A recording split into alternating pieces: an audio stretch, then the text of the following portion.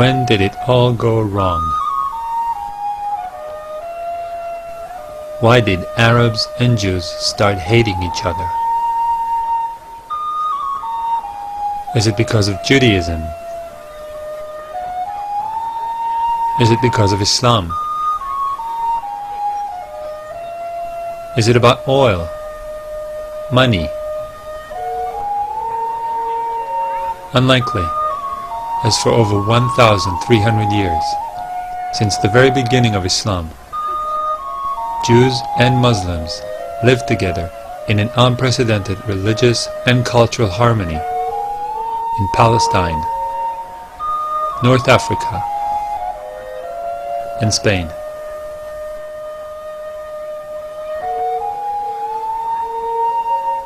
It all seemed to be going just fine till the 20th century.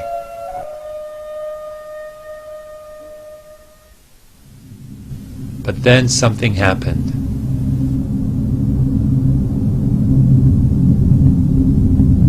And ever since, Jews and Arabs had been at each other's throats.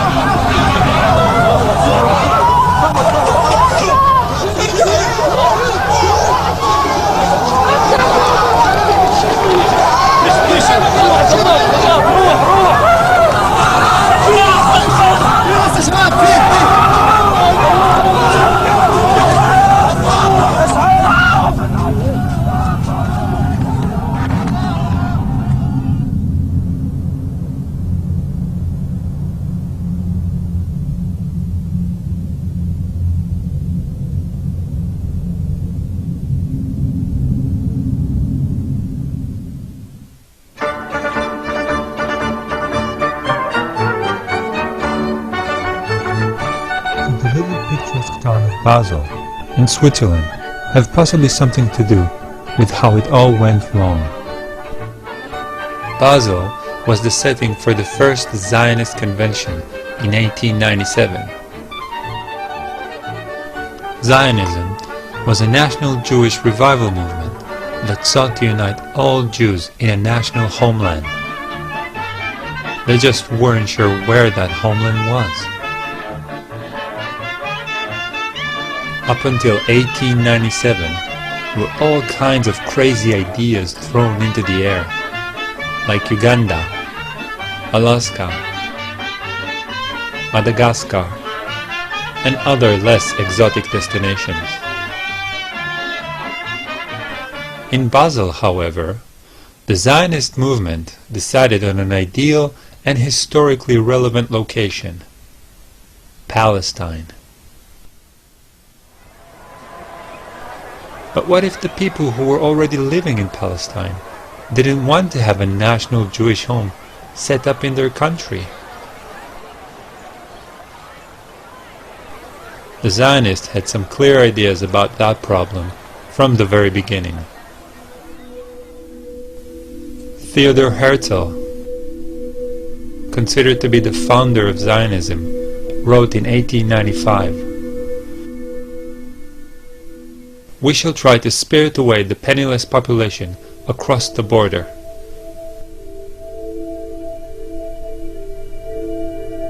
Leo Motzkin, one of Zionism's most liberal thinkers, wrote, "The colonization of Palestine has to go in two directions. Jewish settlements in Eretz Israel and the resettlement of Arabs in areas outside the country." Chaim Weizmann, the head of the World Zionist Congress and future president of Israel, proclaimed the Palestinians to be the rocks of Judea, obstacles that need to be cleared on a difficult path. Amazing how little have changed in Judea since then.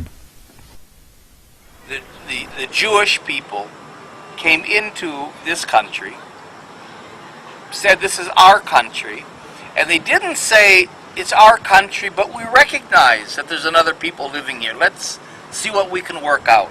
No, the whole idea of Israel until today is this is our country from the Mediterranean to the Jordan River, and it's only our country. It's exclusively our country. There is no other people. There's a bunch of Arabs living here, that we know. But there's no people, there's no other people with a claim to the country, with a legitimate right to the country. This is our country exclusively, and therefore either you shut up if you're a Palestinian and you live in one of the little islands we'll give you by sufferance, not by right, or get out. But back to the story. At the end of the 19th century, there were hardly any Jews living in Palestine. So the Zionists started campaigning all over the world for Jews to immigrate to Palestine.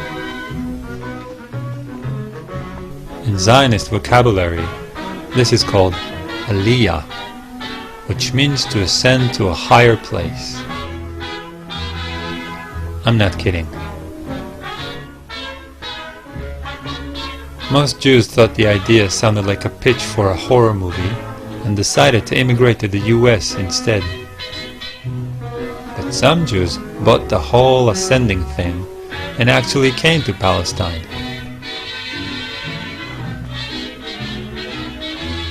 The Zionists also launched Operation Buy a State. They went and bought all the land they could from Palestinian absentee landlords. Once the land was theirs, they threw out all the Palestinians that were living on it. The Zionists called this process Judifying the land and land redemption. Terms that, surprise, surprise, are still being used in current Israel regarding government policies.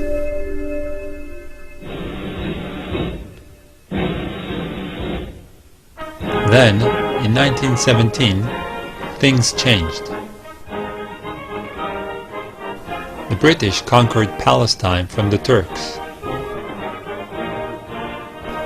They legalized the Jewish national home idea with the Balfour Declaration in the same year. Palestine became a special case because the British violated the provisions of the Mandate for Palestine, because they put the Balfour Declaration into the Palestine Mandate. You say, what did this mean? It meant that for Palestine, the wishes of the inhabitants, 90% Arab, would not be listened to, and they would not be developed for independence. It would be Jews, once they came in through immigration, you see, they would be allowed to develop. And so it's really with the Palestinian Mandate and the violation of the mandatory provisions to give the Zionists the right to create a majority of Jews to create a Palestinian state, that the real Palestinian Zionist conflict begins, with very few illusions on both sides. The Palestinians launched two popular uprisings against the Jews and the British blatant pro-Zionist policies. The first took place in 1929 and claimed hundreds of Palestinians and Jewish lives. The second, in 1936, was practically a small-scale war between the Palestinians and the British, who were also aided by the Zionists. It lasted for 3 years, and in the end, approximately 5,000 Palestinians died. The British also exiled the Palestinians' leadership and dismantled all Palestinians' paramilitary units. The Palestinians were left defenseless and leaderless. Most of the Israeli commanders had studied the British reaction to the Palestinian revolt in 1936 and 1939, which became the manual book of what to do to the Palestinians in case of resistance.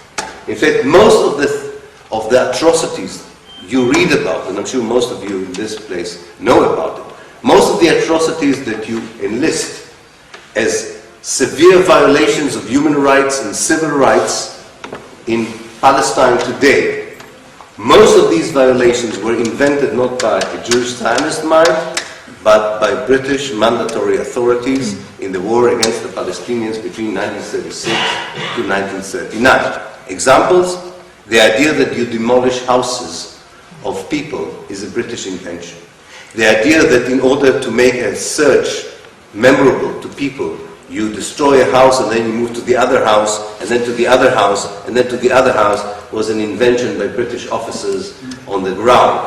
The idea that you shoot people without warning them, or you arrest them without trial, it's all from the reservoir of the mandatory anti-Arab, measures in 1936 to 1939. But of course the Israelis added their own brutal and callous ideas as the occupation continued. Then, in the 1940s, the cards turned. Following a string of British pro-Palestinian policies, the Zionists launched terrorist attacks on British personnel and facilities. Violence continues to rule in Palestine. British soldiers seek bodies in the Department of Labor building at Chechnik, where a few minutes before, a blast had partially wrecked the edifice. 3 policemen were blown to bits when they tried to remove an explosive-laden truck. Shaky walls are torn down.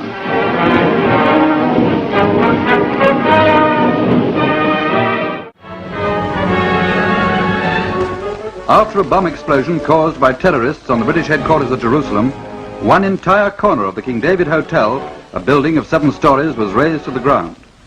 The stone floors were cut. 88 innocent people died, and a good deal of the British High Command was wiped out. Their goal was to drive the British out of Palestine. The mastermind of the King David bombing was Menachem Begin. He would become Israel Prime Minister.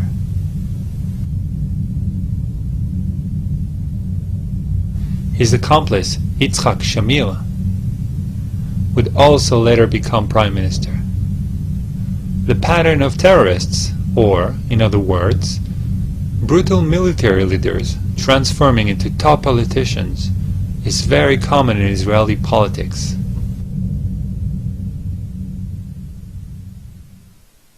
At this point, the British have had enough, and they transferred the matter of Palestine to the UN.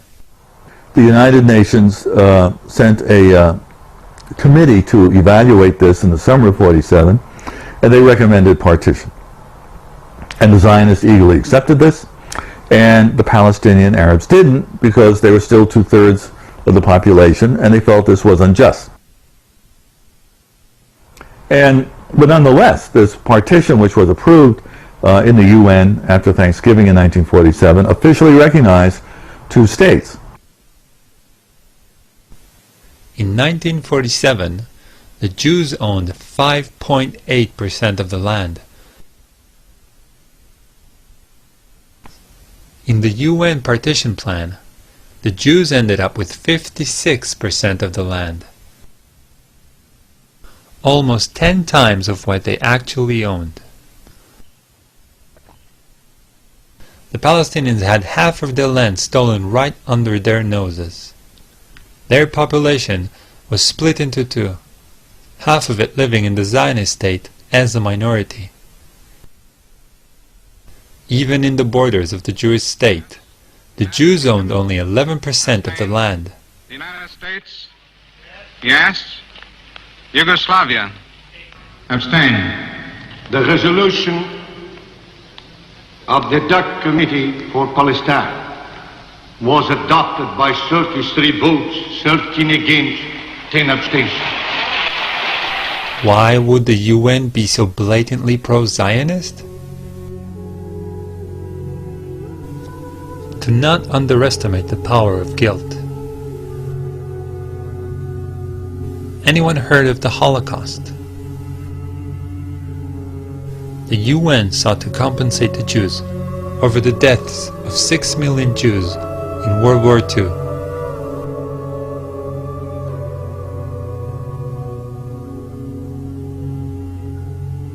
murdered by the Germans.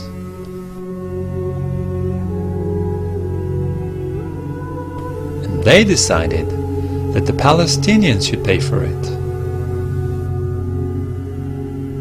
Makes perfect sense.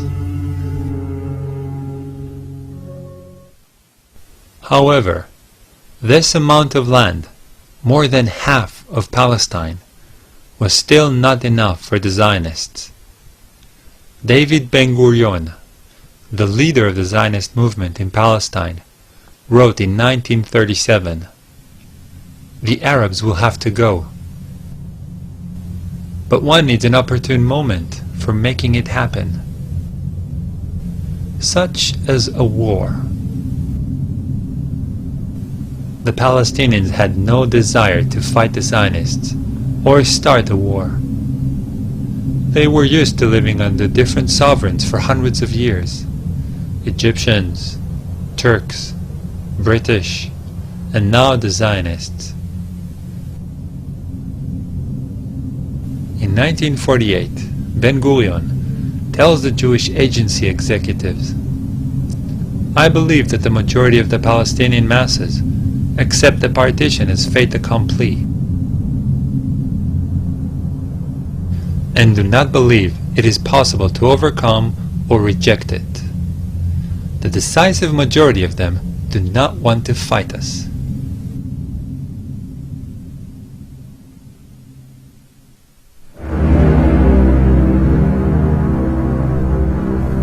Towards the end of 1947, the Zionist leadership came together and drew Plan Dalet.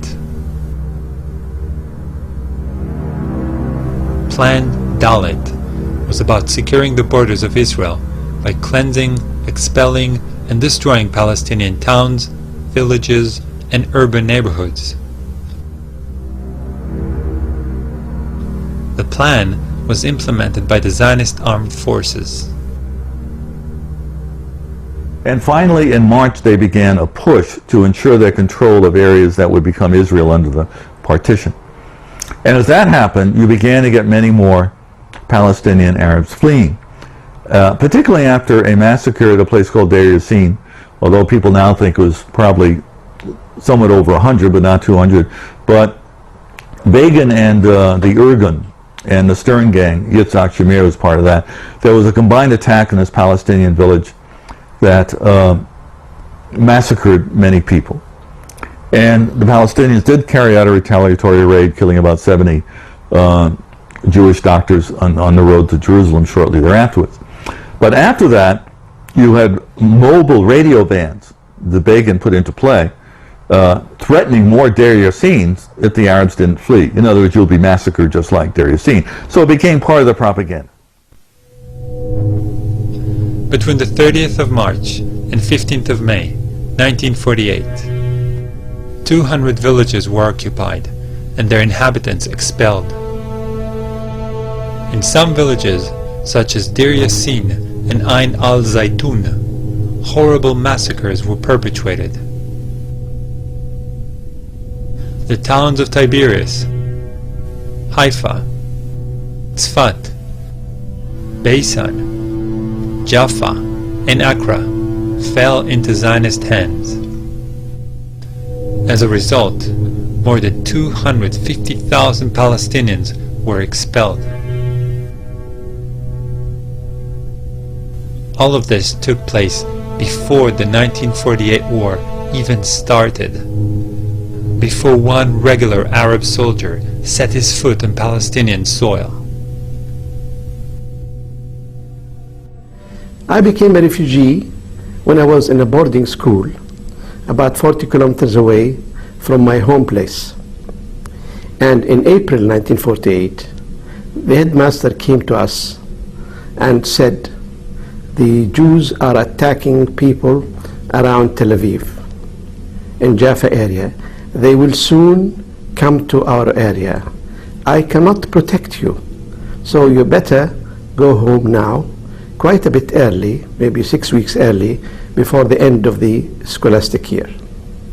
And I was about 10 at the time, and the distance between the boarding school and my home is about 40 to 60 kilometers depending on how you do it. And the road to my home was cut off frequently by Zionist soldiers who were riding in jeeps, and the jeeps, I remember clearly, had two machine guns, one pointing forward and the other one pointing backward. And so they would go at terrific speed in the area in which they have no physical presence except they have garrisons of 30 soldiers in certain locations. They would terrify the farmers, and they would drive on the roads and in the fields, and they shoot anybody in sight. So I have a cousin who was older than me, about 20 years age at that time, and he said, let us walk back home. And he advised us that if you see these jeeps coming, you have to hide in the wheat field, which was then very much in evidence, until you hear the sound of the jeep going away. So we did that, and on the way I had to throw away my bag, my clothes and my books, and we had to walk about 40 kilometers, terrified as a child that one moment we see the jeep and they would kill us. When I arrived home, my mother was so sad, and I think I remember I had to sleep for about 2 days after this ordeal. Now, only 6 weeks later, precisely on the 14th, the night of 14th and 15th of May, our home was attacked again by about 24 tanks, which came to cut Gaza Strip. My home is close to Gaza Strip, but not in Gaza Strip, to cut it into two, to cut it, Gaza Strip into two. And they came, and we have my brothers and cousins, so on, they had some old guns. They held them from about 10 o'clock at night till 6 o'clock next morning. But finally, of course, they could not continue to resist, and the Zionists came and they blew up our homes and burned them. They also blew up the school which my father built in 1920. It's a primary school, which was our pride, because my father built that school at his expense in 1920 when he had no children. They also blew the what's called bayara, which is a well, with motorized well, from which we drink, and also we water our gardens and plantations. Since that time, I spent many days and years, in fact, going through Europe's libraries, especially in London, but also in Paris and in Germany and Istanbul, trying to reconstruct the face of that invisible enemy to me, which destroyed my life ever since until today. What did we do to them? I never saw a Jew in my life. I never saw, of course, a Zionist soldier in my life. And I had to construct even not only who they were, but the names of the officers who destroyed my life. It is important to note that during that time, the British had almost 70,000 troops in Palestine. Their mandate, which lasted until the 15th of May, 1948, was to maintain law and order and to protect civilians. They failed miserably in that obligation.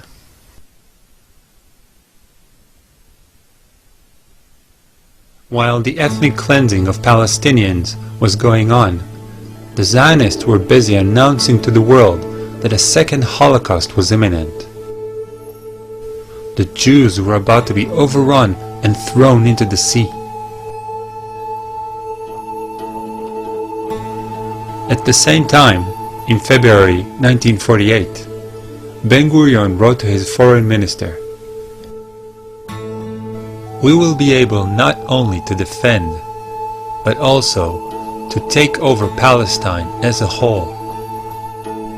I am in no doubt of this. We can face all the Arab forces." Confident of their victory, the Zionists declared independence on the 14th of May, 1948. And Ben-Gurion became the first prime minister. On the 15th of May, 1948, 7 Arab countries declared war on Israel and invaded Palestine. In a joint public statement, they explained their reasons. The Zionist aggression in Palestine resulted in the exodus of more than 250,000 of its Arab inhabitants, and in their taking refuge in the neighboring Arab countries.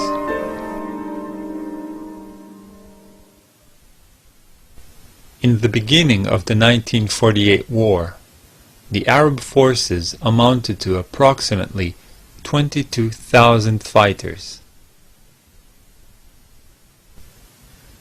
The Zionists had 40,000 soldiers. The Jordanians had an army that would have evened the odds. However, King Abdullah decided to sit this one out. Instead, he defended only the bits he wanted to attach to Jordan: Jerusalem and the West Bank. And one of the myths of this whole period is that you had a little Israel, small Zionists against the Palestinians, and then later on in the war, when the Arab states invaded, that it was David versus Goliath. They were facing overwhelming odds, and this is simply not true, because even then Israel, from May of 48 on, had more troops than the Arab states, who had very small armies. See what I mean? So, but that's one of those things that many people believe. When you had the Arab state invasion, Egypt, Syria, you had Iraqi troops, you had some Saudi, the Lebanese did very little, and you had the Transjordanians. This will become Jordan, which includes the West Bank after 1948. Well, when they invaded, there was no coordination, because no one trusted Abdullah of Transjordan, because he had been dealing with the Zionists in sort of what we might call a non-aggression pact. Although many Israeli historians deny this vociferously, there clearly were discussions and agreements. And although maps show that when you have this attack, you have what we call a Transjordanian attack against Israel, in fact, there was really no attack per se. They were holding on to positions in the West Bank, but where you did have conflict was over Jerusalem. But the Israelis were able, the Zionists, well, they were Israelis after May 14th. When they were confronting the Egyptians, for example, or other people, they really didn't have to worry about their backs in terms of where the Jordanians were, because the Jordanians weren't going to attack them. While the war was going on, the Zionists increased their ethnic cleansing operations. Villagers were expelled en masse, and massacres occurred in many places. The villages of Hula, Saliyah, and Bassa were but a few to suffer such atrocities during 1948.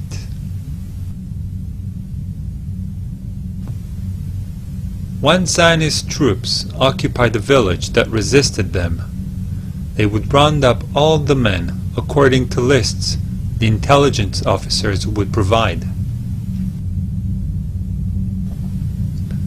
On the whim of the local commander, they would either shoot them or march them away.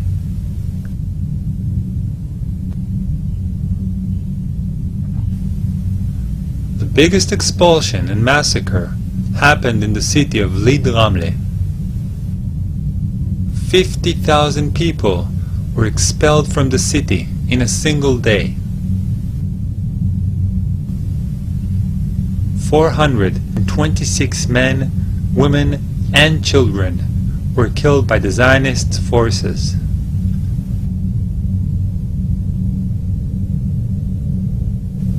The general in charge of the occupation and expulsion of Lee Dramle was Yitzhak Rabin, who would later become Israel Prime Minister, serving 2 terms.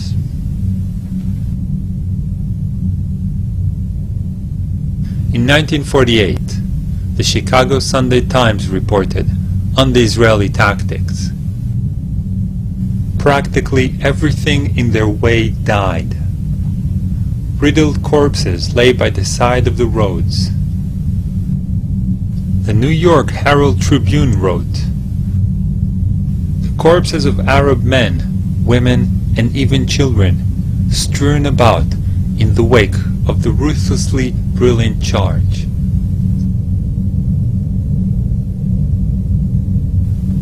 The London Economist reported, "The Arab refugees were systematically stripped of all of their belongings.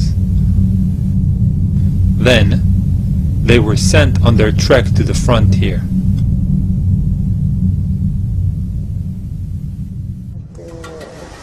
بدهم يطلعونا، صاروا يطخوا. نحن آخر إشي طلعنا على الأرض قعدنا برا وشتاء بتشارين. تشارين شو شتاء عنا، شتاء ما بدناش نطلع، ما بدنا نطلع. اجوا الجيش صفونا، انا بحكي عن بيت اهلي يعني، صفونا كلياتنا هيك وبدهم يرجعون. صرخت لهم امي، قالت لكم دخلكم، نحن بنطلع بنقعد بالشتاء برا وما تقتلوش. فاتوا على البلد هاجموها اخر هجوم، لاقوا غير الختياريات ما كانوش كم وحده. هسه متخبيات بالبلد محل هيك تبان هذا بحطوا فيه تبن للبقر بخزنوا. هسه متخبي هو مع الختياريات، ولد عمره 16 سنة، ياسر علوطي اسمه، كانت دارهن هون عن حارة المنزول. هسه اطلعوا معهن مع النسوان، طلعوهن لما استهدوا عليهن، طلعوهن هن ماخذينه لغاد شوي طاخينه.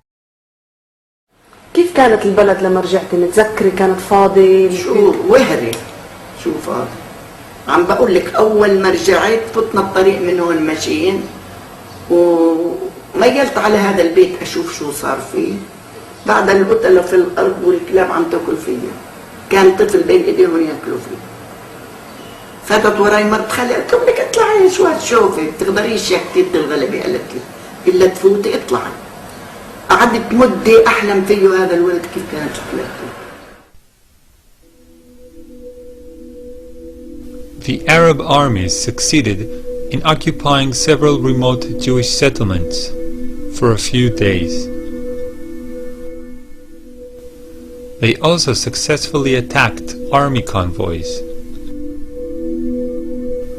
But the final victory, unsurprisingly, belonged to the Zionists.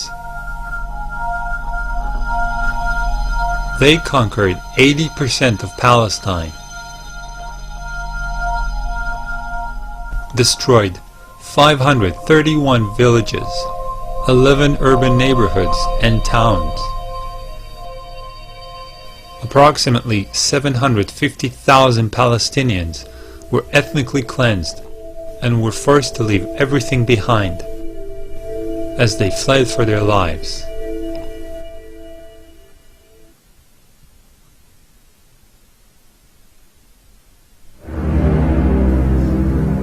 However, the ethnic cleansing didn't stop in 1948. It just shifted gear.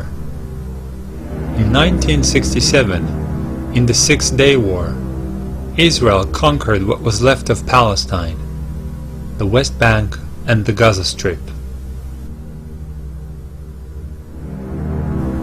Now, the remaining 20% of Palestine and all the Palestinians were under Zionist control. So it was really the whole spectrum of Zionist views from left to right were represented in the government that made the most important decision on the future of the West Bank and the Gaza Strip on the 19th of June 1967. And the decision was very clear. The decision was, there were actually three decisions taken at the time, and I don't think much, unfortunately, has changed. The first decision was that unlike 1948, the Israeli government cannot decide on the mass expulsion of the Palestinians from the West Bank and the Gaza Strip. It was for me, looking at that document, a reaffirmation, if I needed one, that the Israeli political elite was aware of the ethnic cleansing it committed in 1948. So in 1967 they said very loud and clear, we cannot do what we did in 1948. They say very clearly in their documents. So they can't expel. Not that it prevented them from expelling hundreds of thousands of Palestinians from the West Bank in particular, but also from the Gaza Strip. But this was not similar to the ethnic cleansing of 1948 because it was not a systematic mass expulsion of the people from their country. It was expulsion of locations according to different strategic considerations of the Israeli army that wanted to downsize the number of Palestinians under Israeli control. So the first decision was not to continue the ethnic cleansing of Palestine in the same way that it was committed in 1948.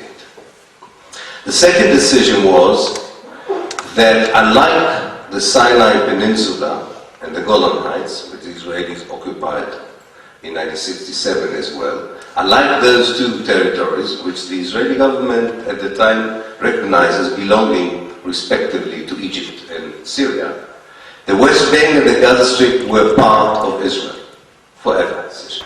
To keep the territories as part of Israel without expelling the people. And that of course led to the third decision. If you keep the territories and you don't expel the people, what do you do with the people? Do you turn them into Israeli citizens? Do you annex officially the territories to Israel? And the third decision was to create what, and this is my words, not their words, but to create a mega prison. To create an amazing human invention that only the Zionist ideology could produce. The idea that you can lock at the time 1.5 million, now double the number of 1.5 million, that you can lock them in a regime that is similar to the concept of a prison. With all kinds of variations on the prison concept. It can be an open prison if the inmates behave themselves. They can even go and work outside, provided they come back to be in the prison at the end of the day. They can have autonomy in the prison. They can run their life as they wish, provided they accept the concept. Should they resist, the Israeli government would move quickly into a high security prison with all the punitive measures that harsh wardens would take against inmates in such a situation. Under the army's protection, and with the government's aid, Israeli settlements were erected in the West Bank and Gaza Strip. Today, they cut through the Palestinian land and keep spreading. Some of them, like Ariel and Ma'ale Adumim, are already considered to be cities.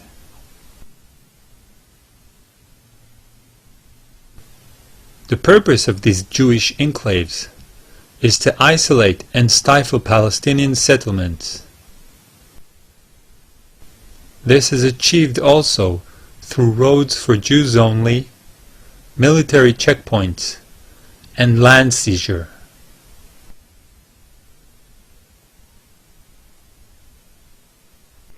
But we want a Palestinian state, the Bantustan, because we have to relieve ourselves of the Palestinian population, but it can't be a viable state.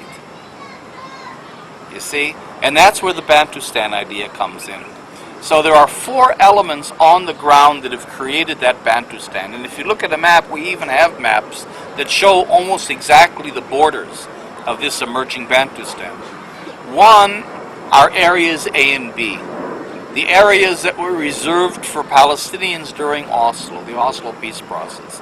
And that locks the Palestinians into these islands already on about 42% of the West Bank. Then, in addition to creating the contours of this state by areas A and B, Israel has created massive settlement blocks. 7 settlement blocks, not just discrete individual settlements, but 7 blocks that are consolidated, that then divide those areas A and B into islands, create Israeli corridors in between, and those settlement blocks will then be annexed to Israel. So Israel will essentially occupy 90% of the country, and the Palestinians will get 10% of the country in little tiny islands. That's the idea. That's the second element. The third element is the infrastructure.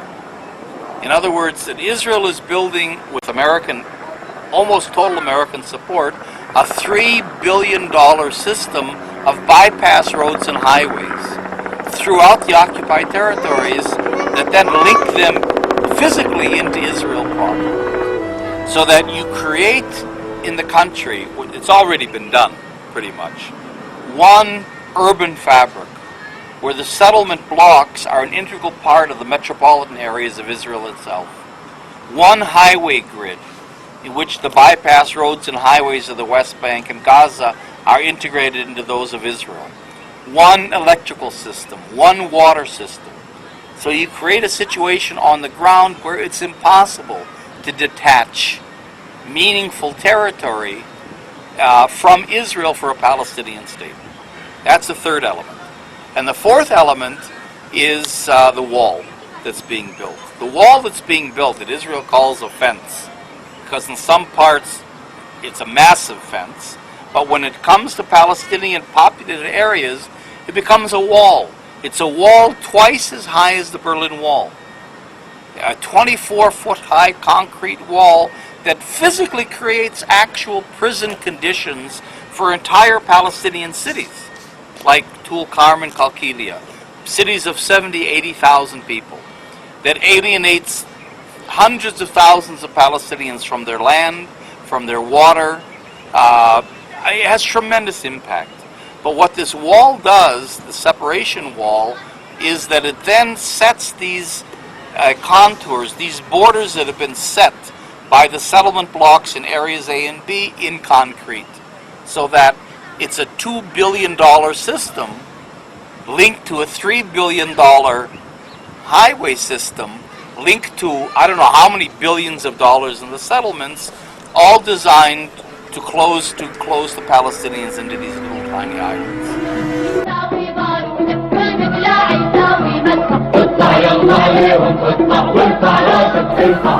The Palestinians rose up against the Israeli oppression in 2 popular uprisings, or intifadas. The first started in 1987 and ended in 1993. The Palestinians stood up to the Israeli oppression, extrajudicial killings, mass detentions, house demolitions, deportations, and land seizure. But they were no match for the well-equipped Israeli army. Over 1,100 Palestinians died during the uprising, and many more were imprisoned or expelled. The first intifada was put down by the Israeli government with so much brutality that the UN condemned Israel for violating the Geneva Conventions. The intifada succeeded, however, in bringing the Palestinian case to the attention of the world. It also heralded the schizophrenic path that the Palestinian resistance would take from now on. While peaceful, non-violent demonstrations were conducted, suicide bombers entered Israel and blew up buses packed with people.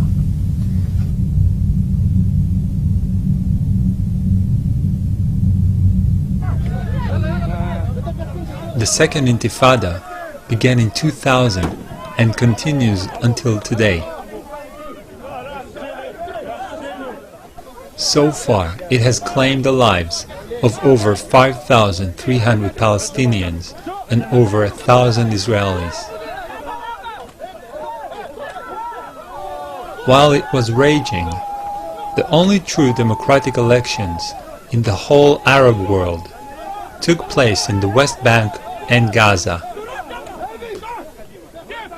الحكومة الفلسطينية العاشرة برئاسة رئيس الوزراء الفلسطيني المكلف الأخ إسماعيل هنية قد منحت الثقة بالأغلبية المطلقة لأعضاء المجلس التشريعي.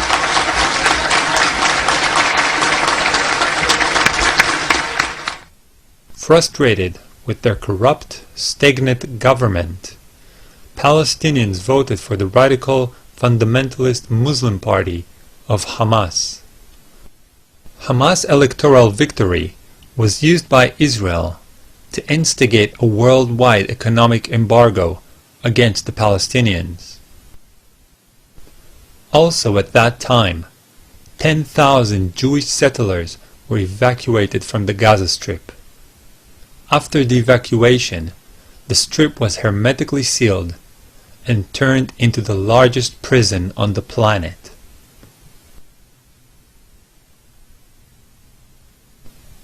Israel controls all sea, land, and air access to Gaza. It regularly cuts off all food, water, and power supply to the strip in order to punish the population for their defiance. In response to bombing by F-16 jets and Apache helicopter gunships targeted assassinations, Palestinians fire homemade rockets at Israeli settlements.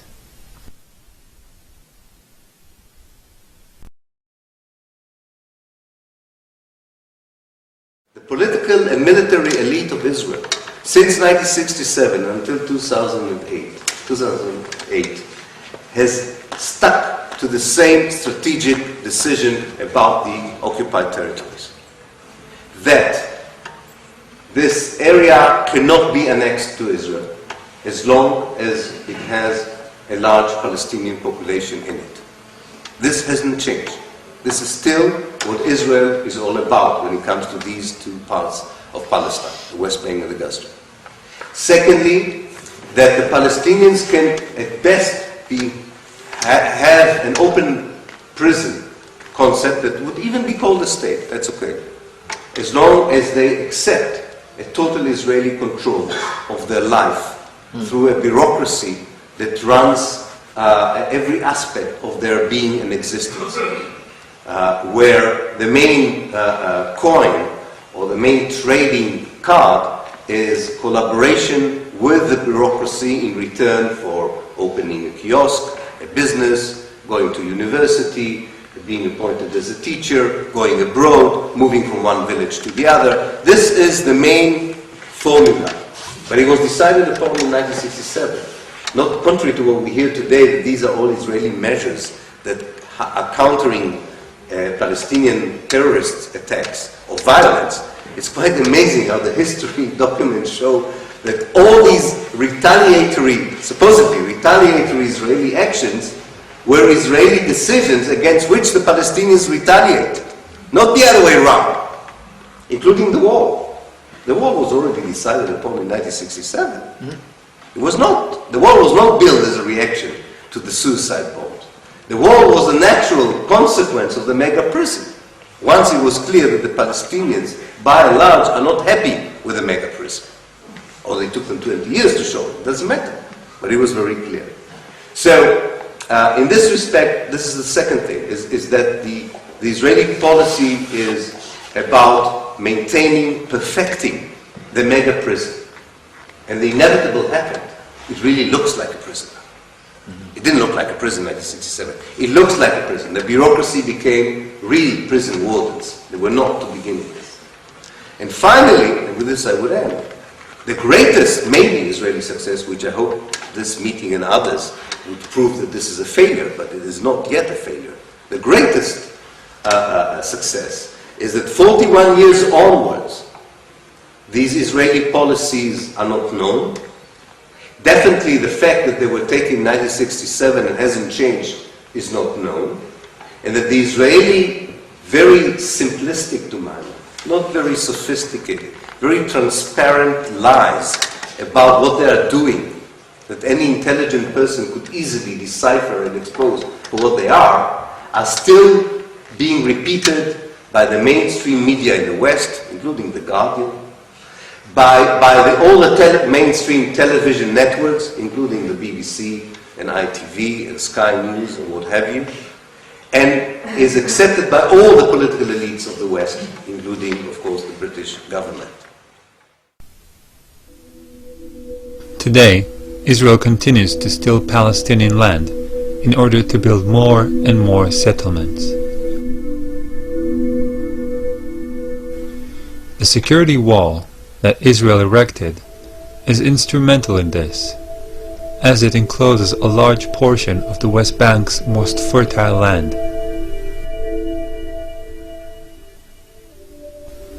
$3.5 million Palestinians live as virtual prisoners. In the eyes of the Israeli state, they have no basic human rights. Israel kidnaps and imprisons Palestinians on a daily basis. There are over 10,000 Palestinians in Israeli prisons. Men, women, and children are killed almost daily for opposing the occupation.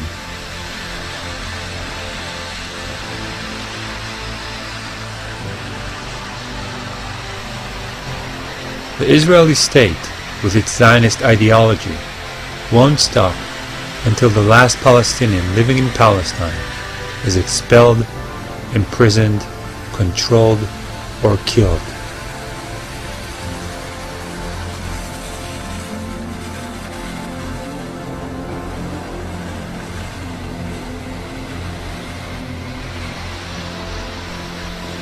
The Palestinians who live in Israel are treated as second-class citizens. They are excluded from the society and are subjugated by racist policies. Now we're starting to see the settlement. This is the beginning of the settlement to be. They gave it in the name of Kidmat Zion, which is a very religious name, and it is to absorb around 250 housing units, which means nothing less than 15,000 new settlers. The settlers who moved here are members of the fanatic ideological settlement movement called Gush Imunim. So those are the new neighbors that we have, the fanatic ideological settlers.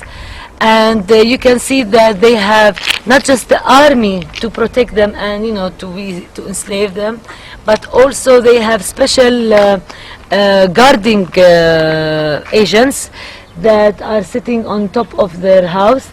So we see that sometimes when the women are getting down to throw the garbage, she has a bodyguard in front and a bodyguard behind. When the women and their children are moving out of the neighborhood, there is a bodyguard car in front and a bodyguard out behind. And those bodyguards, by the way, are not paid by the government. They are paid by my taxes as a taxpayer, because these are private security companies that are paid by my taxes for special requests based on security needs. And of course the security needs are not to protect me as a taxpayer, but to protect the illegal settlers that are moving on my land against my will. And that's the controversial reality that we here live in. Because these are not only the lands that were confiscated. Behind the mountain you have a vast majority of lands that are owned by Abu Dis overnight were announced as confiscated areas for security reason, and they won't allow me to move around because at one point I'm sure the security will follow me. But I wish I could take you, like you see the wall zigzagging in and out.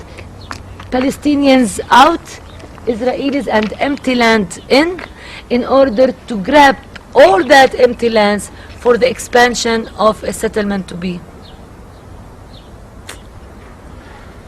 Now the bigger picture of Jerusalem that the Israeli municipality is not even hiding is the issue of metropolitan Jerusalem, the master plan 2020 for the metropolitan of Jerusalem, where if you follow the route of the wall, it is bringing Palestinian neighborhoods out and bringing illegal Israeli settlements in to the metropolitan of Jerusalem.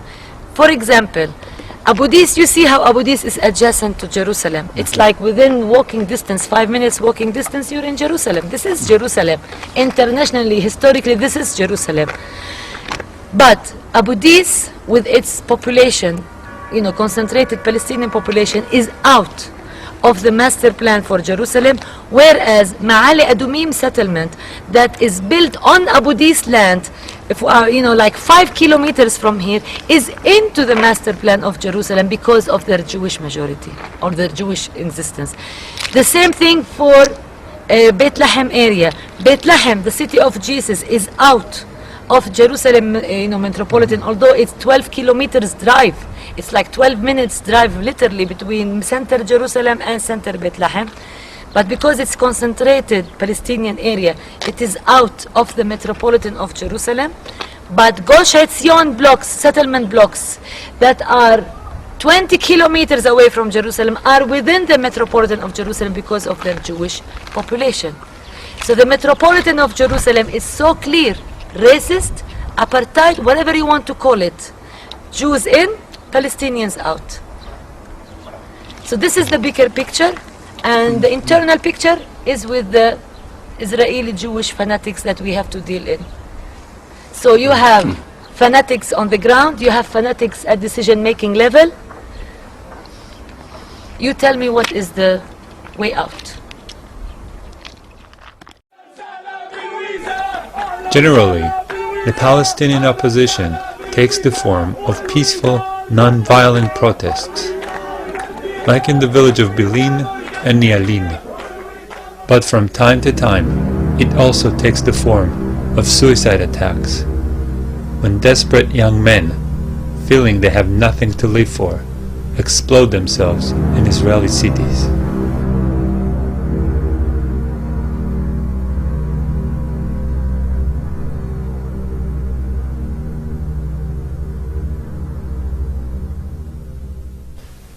There is no opposition to Zionism in Israel. There are only small, insignificant groups that remain almost invisible and ignored in Israeli society. And their focus is almost exclusively on the West Bank occupation and the Gaza siege.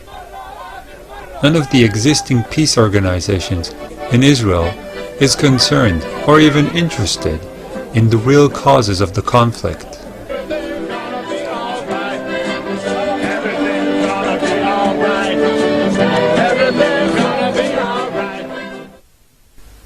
One of the biggest opposition groups comprises of some 50 anarchists, most of them still in high school. They join peaceful Palestinian demonstrations in West Bank villages and end up playing cat and mouse with the soldiers pursuing them through the hills. Another group, Gush Shalom, is mainly made up of senior citizens. Good morning, Yaakov Alecho. You're welcome. Nice to meet you. Welcome. Just like Combatants for Peace and a few other tiny groups. Gush Shalom is not against Zionist policies as a whole. It only specifically protests against the occupation of the West Bank and the Gaza siege. In this situation, it is hard to even determine how positive the impact of those leftist organizations is. After all, their very existence convinces most Israelis and the world that Israel is an open, free, democratic state. The real, desperately needed discussion about the ultimate fate of the remaining Palestinians simply does not exist.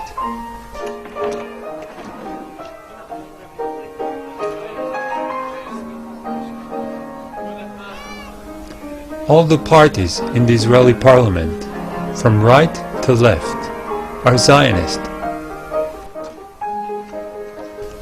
In Israeli society, and increasingly in the outside world, it is only permissible to question the occupation of the West Bank and the Gaza siege. Anyone who questions the occupation of Palestine and the catastrophe Zionism brought on Palestinians is ostracized, silenced, called an anti-Semite, or, in case of a Jew, a self-hating Jew.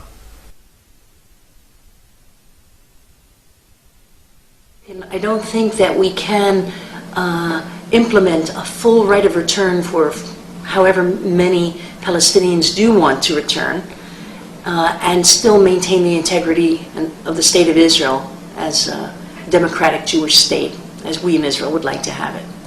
So I think we're going to have to look for a compromise on the right of return, a compromise that will both acknowledge the suffering and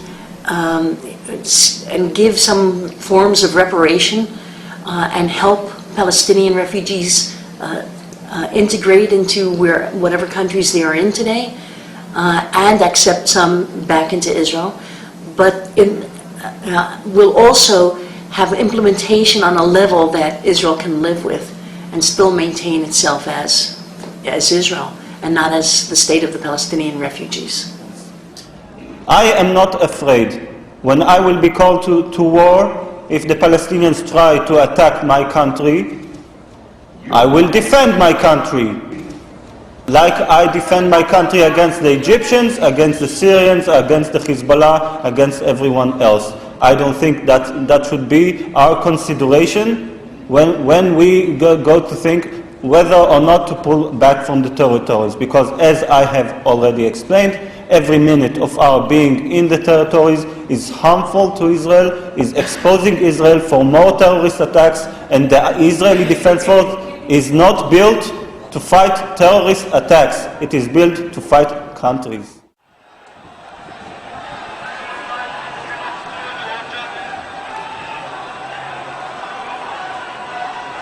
Activist groups everywhere, of all faiths and none, who campaign for justice and peace, need to ask themselves some uncomfortable questions about how effective really they have been, and more to the point, what they must do to be more effective. In my view, there are two political realities to be faced. The first is that Zionism is not interested, and has never been interested, in peace on any terms the overwhelming majority of Palestinians and most Muslims could accept. The second is that the governments of the major Western powers are never ever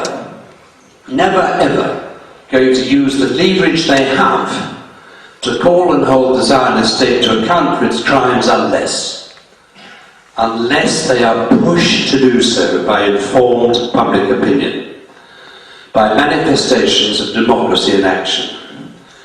Now, as I said on this very platform in November 2006, and I think it bears repeating, the problem throughout the mainly Gentile Judeo-Christian world is that the citizens of nations, generally speaking, are too uninformed to do the pushing. In fact, they are not only underinformed, they are misinformed, conditioned, one could even say brainwashed, to accept a version of history, as Moshe mentioned, which is simply not true. And this has happened in large part because the mainstream media, like almost all politicians, is terrified of offending Zionism. Now it follows that if governments are to be pushed to do what is necessary to bring the conflict in and over Palestine to an end, if, in other words, the citizens of nations are to be empowered to take part in informed and honest debate, to make democracy work for justice and peace, it follows, I believe, that there is an absolute first requirement, and that is the liberation of the citizens of the Western nations. liberation from the tyranny of Zionism's propaganda lies, upon which the first draft of Judeo-Christian history is constructed. The good news is that the tools to make this liberation possible are now available. They are books which expose Zionism's version of history for the propaganda nonsense it is. The core essence of this nonsense is that there was no ethnic cleansing of Palestine, that poor little Israel has lived in danger of annihilation and driving into the sea of its Jews, and that Israel had no partners, Palestinian or Arab, for peace.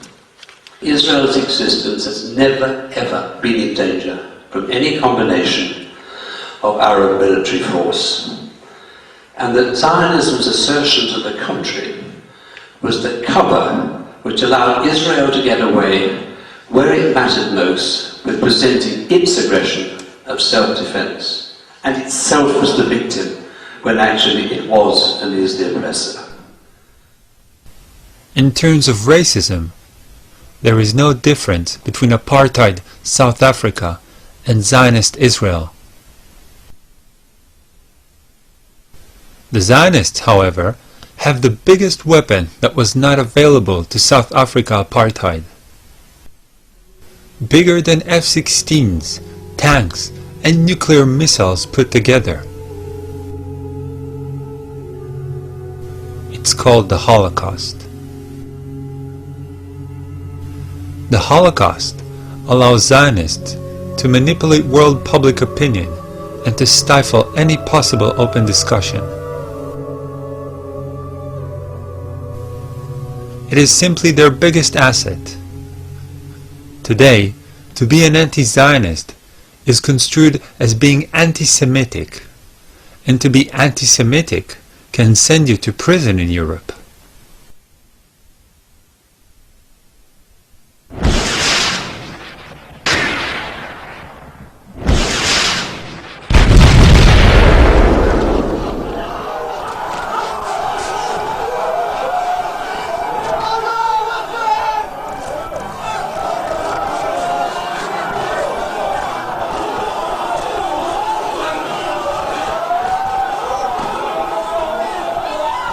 All this is happening before our eyes, and yet Israel gets away with it. How could that be? South Africa didn't get away with it. You know, everybody's criticizing China for its oppression. How does Israel get away with it? And that's one of the real problems that we have. One reason is, of course, is because of the media that tries to be even-handed or pro-Israeli. Zionism has a credibility. The idea that Israel is a Jewish state has a credibility that apartheid never had in South Africa. Christians that are critical hesitate to speak out because they're afraid of being smeared as anti-Semites. So you find very little criticism of Israel in the media. Part of it is, of course, the fact that we're dealing with Jews. So the non-Jewish world feels guilty for the Holocaust, feels guilty about the Jewish issue, and so on. It's used politically in a very effective way, in a very cynical way. I mean, it's very hard to say this, but I think it's true. It's seen as a very useful PR tool. You know, the way the government plays on the guilt in Europe over the Holocaust, so that you can't criticize us. Look what you did to us, you see. It intimidates non-Jews. It closes up discussion. It's very effective. And Israel is willing, for the sake of its PR and to silence critics, it's willing to sell the victims of the Holocaust. Israel is willing, for the sake of its PR and to silence critics, it's willing to sell the victims of the Holocaust. It's willing to sell the victims of the Holocaust. The sad fact is that those 6 million Jews that died because of a fascist, racist ideology are cynically being used today to justify and support another fascist, racist ideology.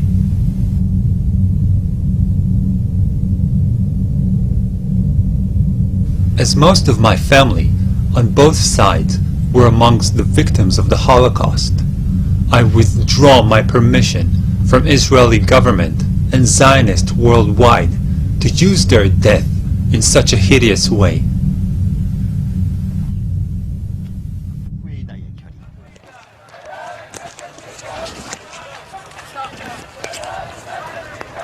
Interested to know what you can do about it? Insist that your government challenges Israel and its racist, fascist ideology of Zionism. I made this documentary so none can say in the future, "We didn't know." Now you know, so you can act.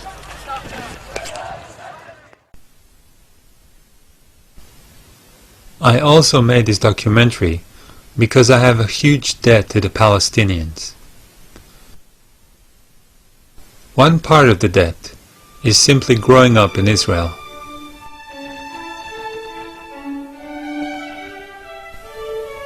It sounds rather abstract to say I grew up on someone else's land.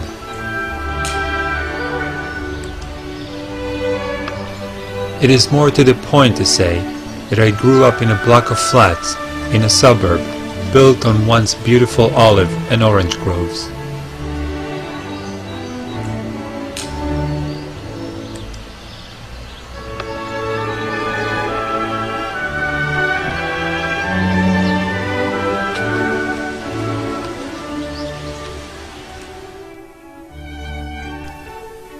I have no idea what happened to the owners of those groves.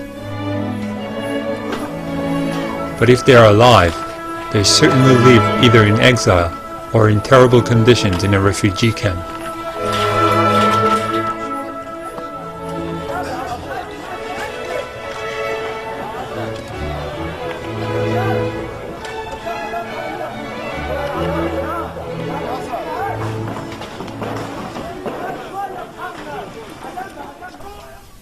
Another part of my debt is taking an active part in the occupation as a paratrooper and reserve soldier. In Israel, about 5% of the population serves as reserve soldiers, and except for the professional soldiers, they are the only Israelis who ever get to see firsthand what actually happens in the occupied territories. The rest of the Israelis see only army-controlled glimpses on television. Being part of that 5%, I saw occupation from close, and I will never take part in that again, even if it means going to prison for desertion.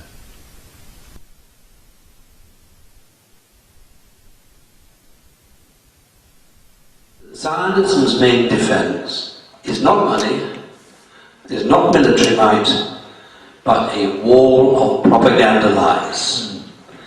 If one or two of the main bricks in this wall can be dislodged, the whole edifice might collapse faster than any of us might dare to imagine. Now to that I'll add these very last few words of my own. Let us recognize that our time has come. You've heard those words somewhere else, I think. Our time has come. Because the truth of history does make Zionism vulnerable. And that means that Zionism can be successfully challenged, checked, and defeated. Thank you.